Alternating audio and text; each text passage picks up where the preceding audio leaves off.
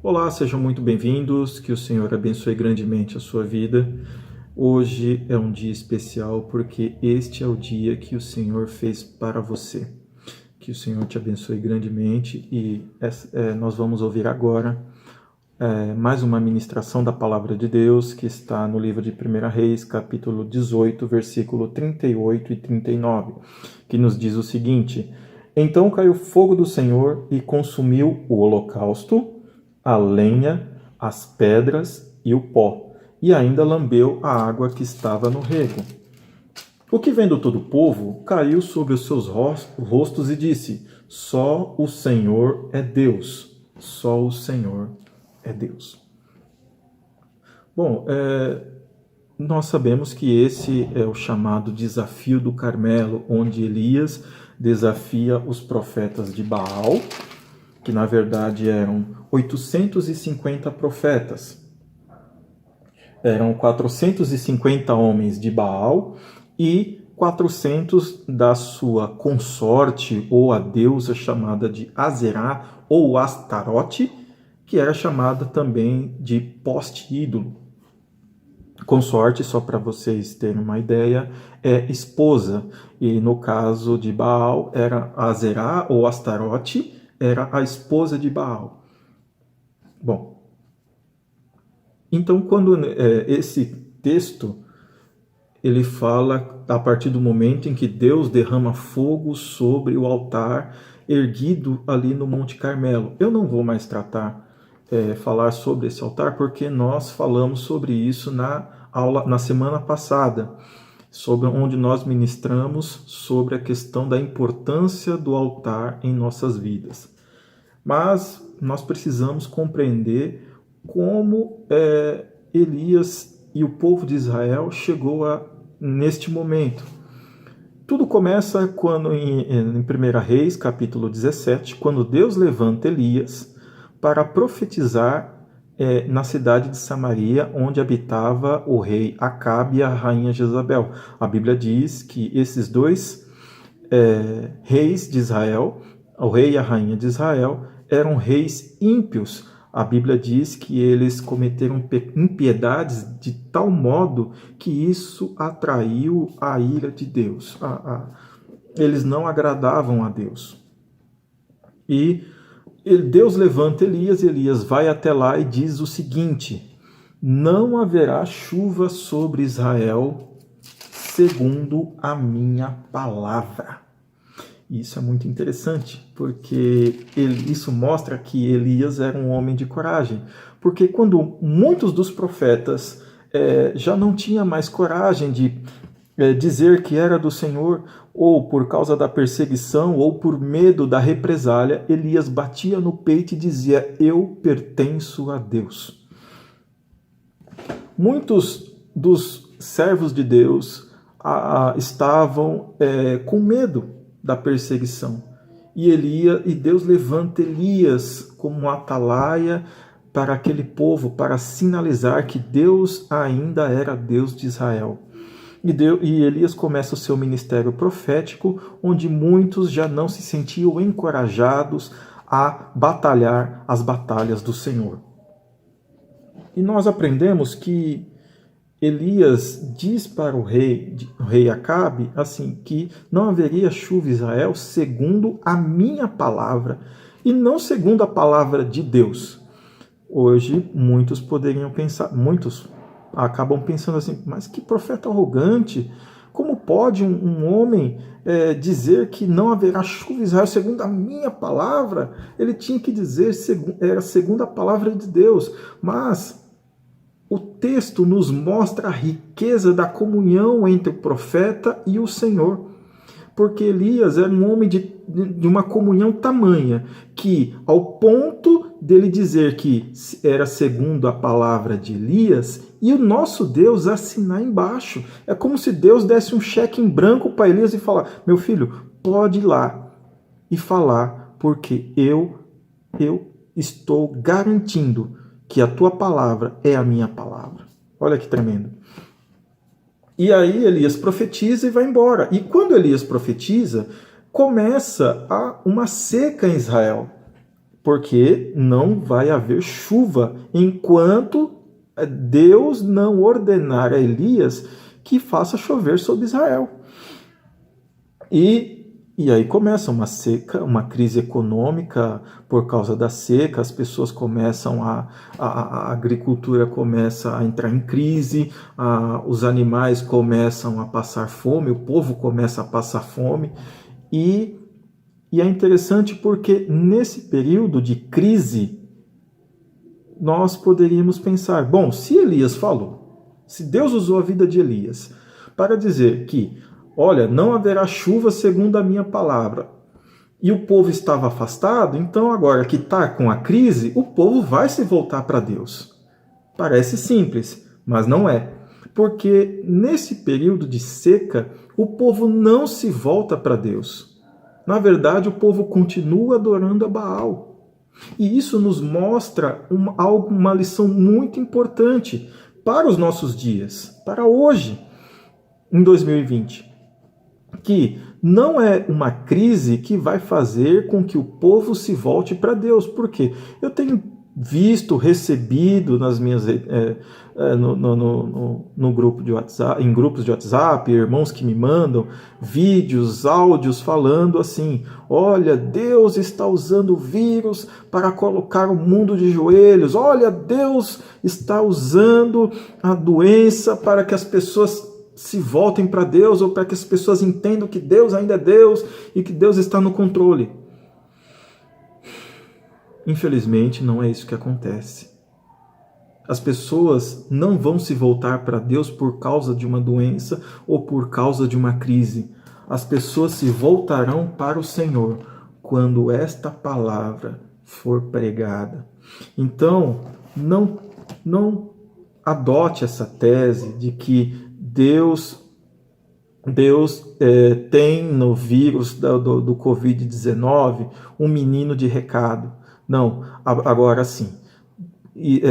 A doença, essa pandemia pode ser uma oportunidade para que a palavra do Senhor seja pregada. Então, utilize esse período para ministrar a palavra do Senhor. E isso sim produz conversão. Mas a crise em si, ela não vai produzir conversões, porque a Bíblia diz em Romanos capítulo 10, versículo 17, a fé vem pelo ouvir e ouvir a palavra de Deus. Como eu sempre ensino, a questão não é simplesmente ouvir a palavra de Deus, mas sim a fé vem pelo ouvir a partir do momento em que essa fé é produzida em nossos corações, quando através dela nós ouvimos a voz do Senhor. Então, não foi a crise, a seca não fez com que o povo se voltasse para o Senhor. E o povo continuou buscando a Baal.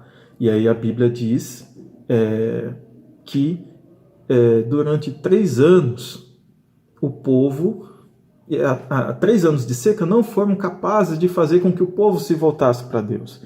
E é interessante porque nesse período, nesses 3 anos, Elias começou a ser caçado, perseguido em Israel.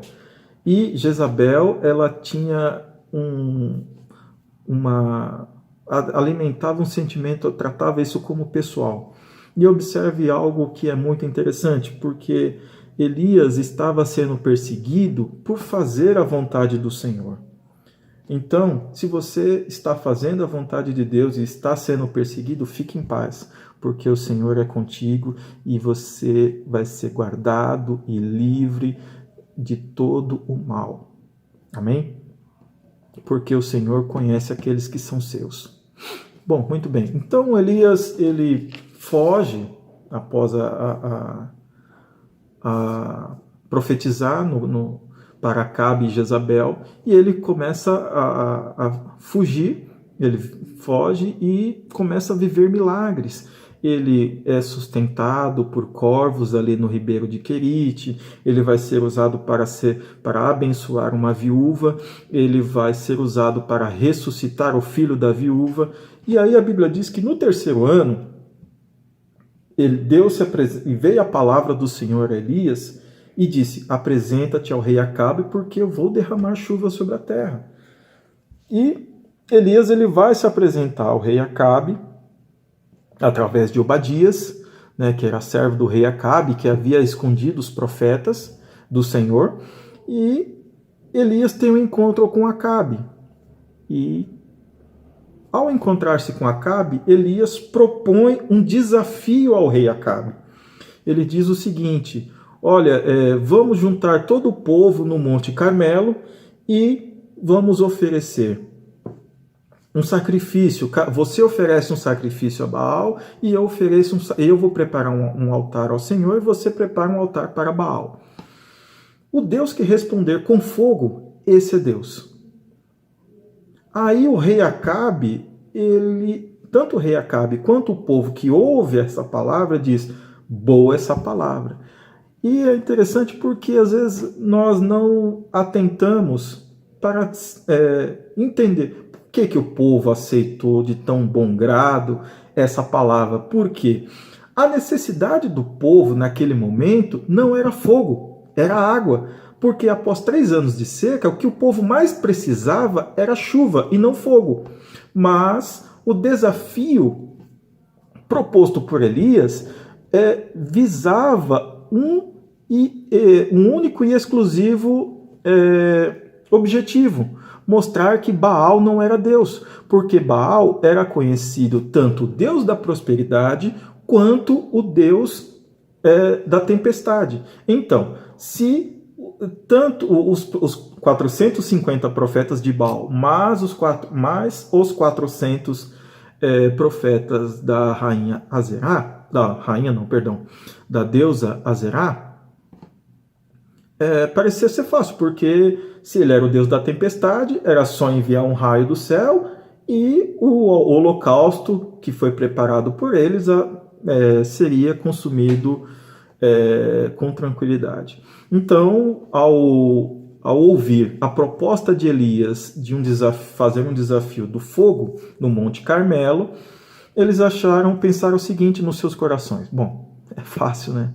Baal, Deus da tempestade, Deus que responde com fogo, vamos ganhar isso de lavada, né? Ou, como dizem por aí, vamos ganhar esse desafio com os pés nas costas e de vez vamos exterminar esse culto ao Senhor. Parece fácil, mas não é. Bom, e aí,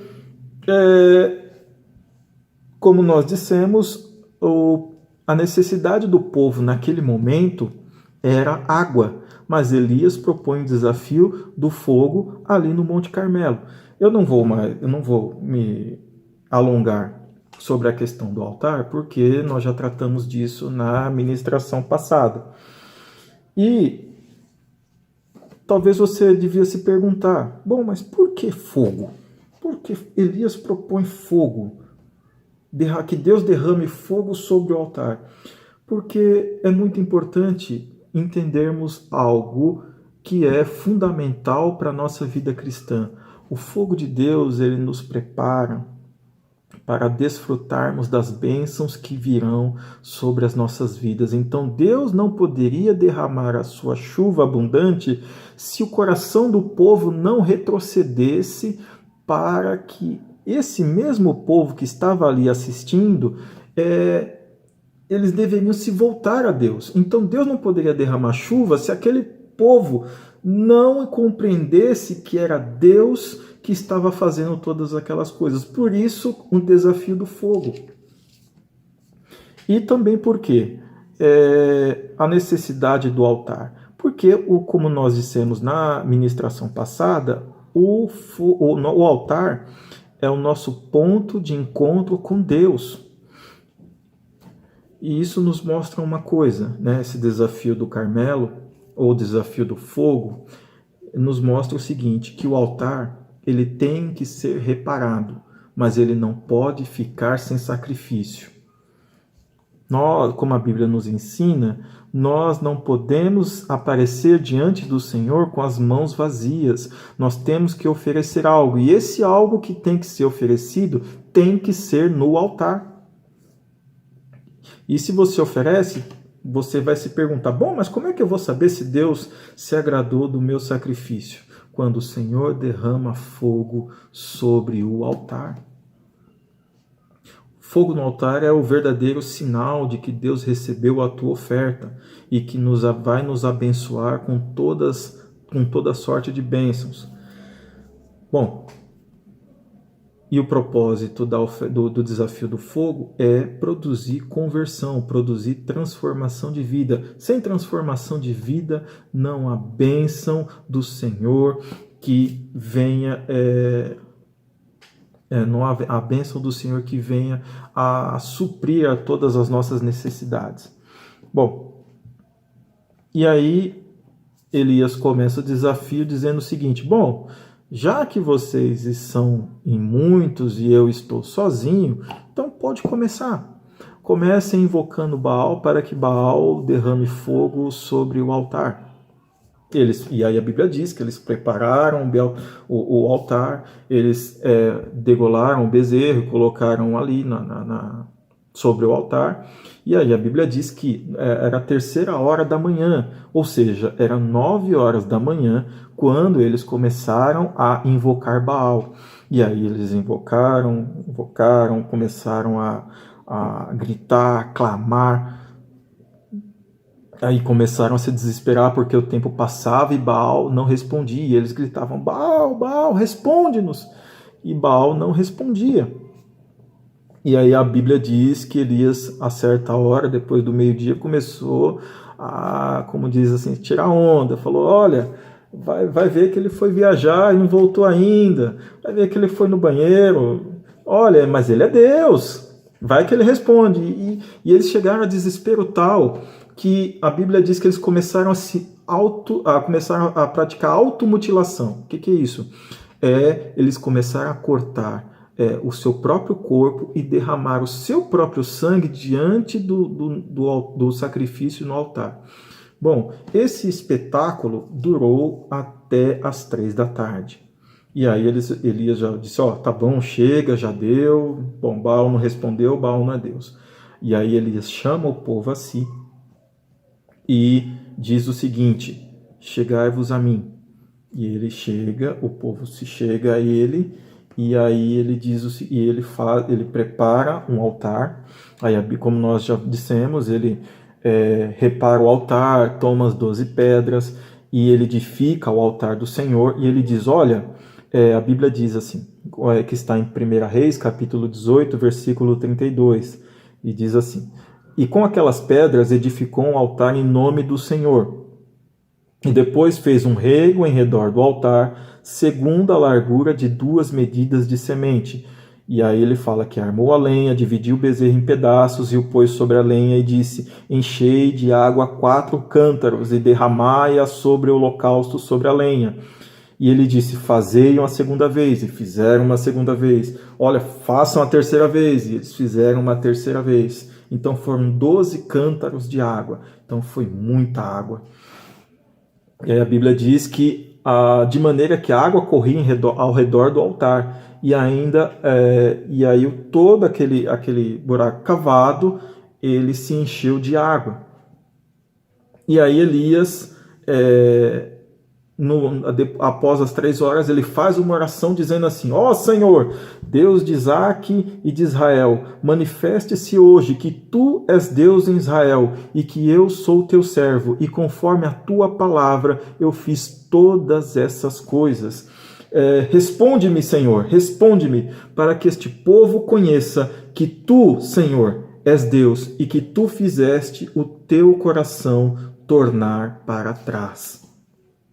E a Bíblia diz que caiu fogo do Senhor e aí consumiu o holocausto, a lenha, as pedras e o pó e ainda lambeu a água que estava no rego. Muito bem. Então, e a Bíblia diz o seguinte, que o fogo ele consome todo o sacrifício feito ali por Elias, e o povo realmente torna o seu coração para o Senhor. E ao ver que Deus havia respondido com fogo e que Deus ainda era o Deus de Israel. E isso é muito importante, porque esse episódio nos traz muitas lições importantes. Por quê? Porque hoje, meus irmãos, é um dia em que nós devemos preparar os nossos corações para que a oferta que nós colocamos diante do altar dele, o Senhor venha com fogo e consuma todo o sacrifício que colocamos diante dele. E eu tenho certeza que o Senhor fará algo novo em nossas vidas a partir de hoje. Então nós precisamos compreender quais são o que foi oferecido no altar e o que isso pode nos ensinar. Porque quando nós entendemos o que deve ser sacrificado, nós entendemos, nós nos preparamos para que o Senhor, o fogo de Deus, venha consumir esse sacrifício e que a nossa vida seja transformada de uma vez por todas. Então a Bíblia diz que o Senhor consumiu alguns elementos. O primeiro deles é a carne, depois a Bíblia diz que é o holocausto, né? A carne é o holocausto. A Bíblia diz que consumiu a lenha e as pedras, o pó e a água. Então nós vamos compreender o que Deus está nos ensinando a partir desses elementos.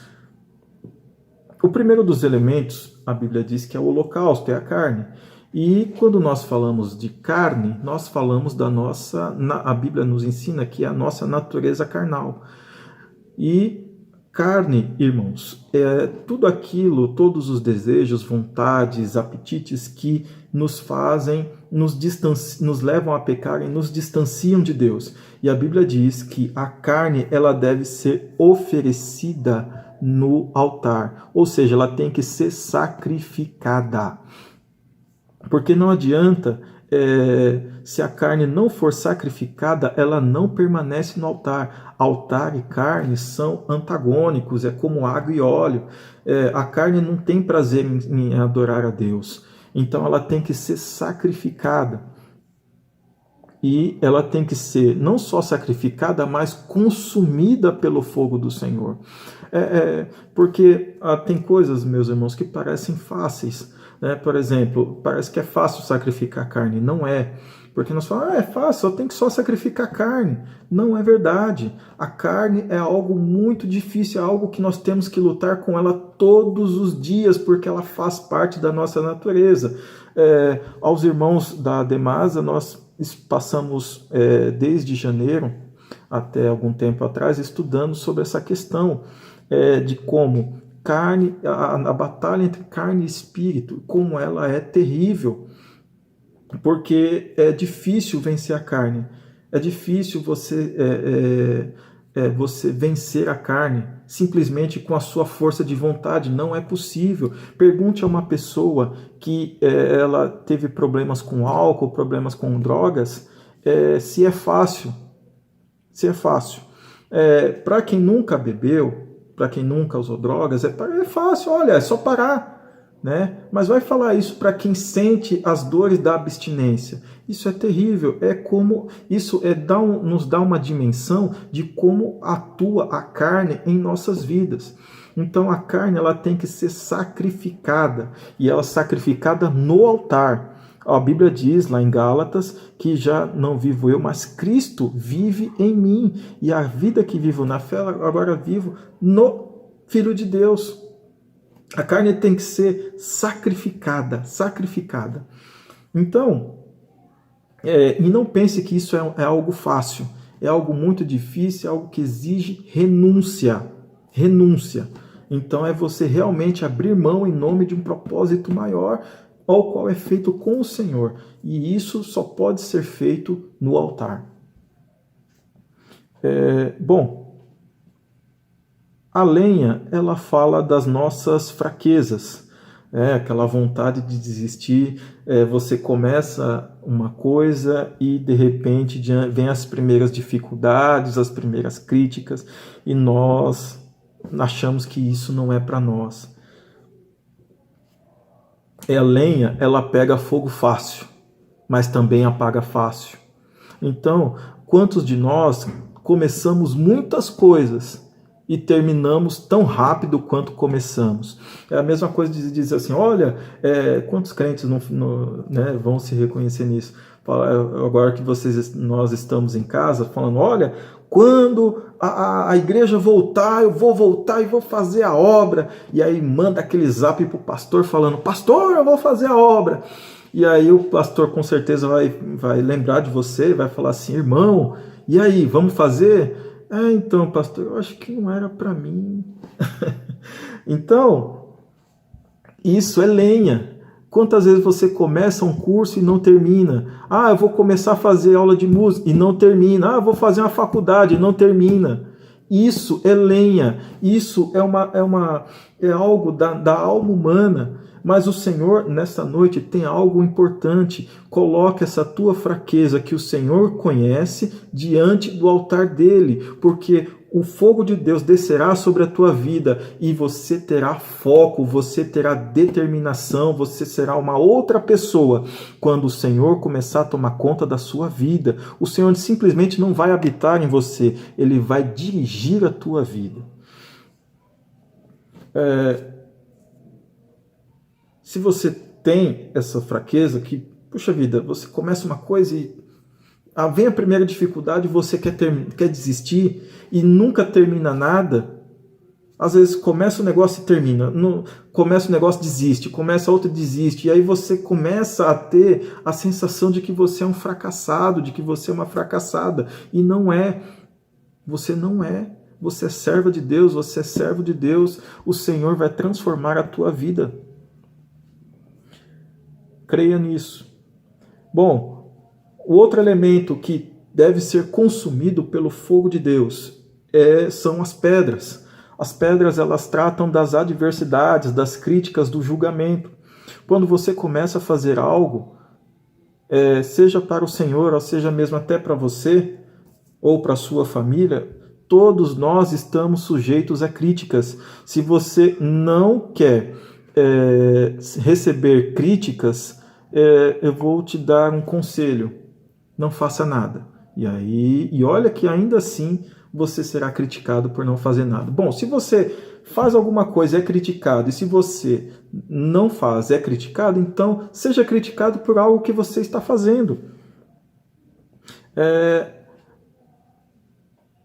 E principalmente quando nós nos colocamos a fazer algo para o Senhor, as críticas, elas virão com toda certeza, porque a Bíblia diz no livro de 1 Timóteo que aqueles que desejam viver piamente em Cristo Jesus padecerão perseguições. Então, não se preocupe, isso é natural, as perseguições são naturais, as críticas são naturais, elas virão, mas nós temos que entender que quando nós andamos com Deus, quando nós entendemos que temos uma comunhão, um caminhar junto com o Senhor, nós e Deus somos maioria.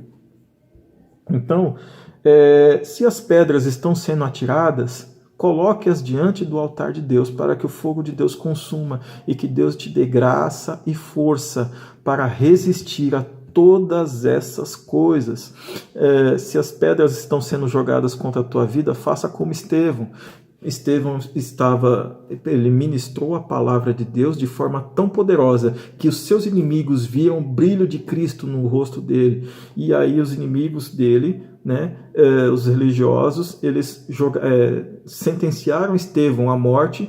E a Bíblia diz que enquanto jogavam pedras em Estevão, mesmo com as dores das pedradas que eram jogadas sobre ele, Estevão reuniu suas forças e olhou para cima e viu Cristo levantado, Cristo à direita do Senhor levantado e olhando para ele. Ele viu a glória de Deus. Eis que vejo, a Bíblia diz que ele disse assim: eis que vejo os céus abertos. Então, se pedras estão sendo jogadas sobre a tua vida, creia que os céus estão abertos para a tua vida.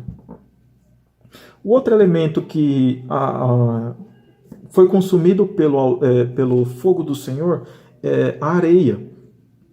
A areia, ela trata dos momentos difíceis em que nós passamos quando nós estamos buscando ao Senhor. Bom, nós já falamos muito, os irmãos que nos acompanham, nós já falamos muito sobre isso, naqueles momentos da nossa vida em que nós nos propomos a buscar a Deus, a orar, a jejuar, a ler a palavra, meditar na sua palavra, viver uma vida reta diante de Deus, mas ainda que façamos todas essas coisas, parece que nada dá certo. A areia, ela trata desses momentos difíceis em que nós buscamos a Deus e que nós temos que fazer muito mais força do que o necessário. É como quem já teve essa experiência de você correr na areia. Existe uma diferença quando você corre no asfalto e quando você tem que correr na areia. Quando você vai correr na areia, você tem que fazer muito mais força do que se você tivesse no asfalto. E além de fazer muito mais força, a distância percorrida é menor e causa muito mais cansaço por causa da força que nós fazemos para correr na areia. Então, nós temos que colocar este momento difícil que nós estamos passando diante de Deus. Coloque diante de Deus, porque o fogo de Deus vai consumir e o Senhor vai te dar vitória. Porque muitas vezes a gente ora e nada acontece. Clama e parece que os problemas se avolumam. Mas isso não é sinal de derrota, isso não é sinal de que Deus não está contigo, não é sinal de que Deus te esqueceu, é sinal de que o Senhor está no controle de todas as coisas, Ele está te vendo. O fato de eu estar ministrando essa palavra para o teu coração agora é que Deus conhece a tua necessidade. Então, coloque diante de Deus este teu momento difícil. Porque não há impossível para Deus, não há impossíveis, não há nenhum tipo de nenhuma causa perdida, nenhum impossível que o Senhor não possa resolver. Não há coração de pedra que não possa ser tocado pelo Espírito Santo de Deus. Então coloque esse seu momento difícil diante do Senhor. E se você acha que está vivendo, você ora e as coisas não acontecem, você jejua e as coisas não acontecem, claro, nós temos a impressão de que nós estamos vivendo o Evangelho com as nossas próprias forças e de vez em quando dá vontade de desistir mesmo, mas não desista. Por quê? Por mais que você esteja caminhando e as coisas estejam difíceis, sem o Senhor as coisas seriam ainda piores. Então, tenha calma, acalma teu coração, o Senhor cuida de todas as coisas. E o último elemento, irmãos, é a água. A água, ela fala das promessas de Deus, porque Elias, ele vai pegar 12 cântaros de água num lugar que estava seco e vai derramar diante do Senhor, para que o fogo de Deus consuma aquilo, a água. E aí você fala, meu Deus, né, se fosse hoje, as pessoas iam olhar e dizer, irmão, mas com essa seca, você pegar 12 e oferecer a Deus? Como pode? Isso é desperdício. Você poderia usar essa água para alimentar matar a sede de inúmeras pessoas. Mas nós oferecemos a Deus, em gratidão, aquilo que nós esperamos dele. Então, quando Elias oferece a água ao Senhor, ele está mostrando que ele confia no Senhor, está sendo grato e sabe que aquilo que ele está oferecendo é aquilo que Deus vai abençoar a vida não só dele, mas de todo o povo. Então não deixe ninguém dizer que aquilo que você faz para o Senhor é desperdício, porque o Senhor sabe recompensar muito bem aqueles que trabalham para Ele. E a Bíblia nos diz que o Senhor não há Deus como o nosso Deus, porque não há um Deus como o nosso que trabalha para todos aqueles que nele confiam. Então, seja grato a Deus, coloque diante de Deus as tuas fraquezas, coloque diante de Deus a tua carne, coloque diante de Deus as tuas adversidades, coloque diante de Deus o teu momento difícil e, ainda assim, com tudo isso, seja grata a Deus por tudo que Ele fez e tudo que Ele está fazendo. Nós estamos passando por um momento difícil, mas o nosso Deus não mudou, Ele ainda continua o mesmo. Amém? Que Deus abençoe no nome de Jesus.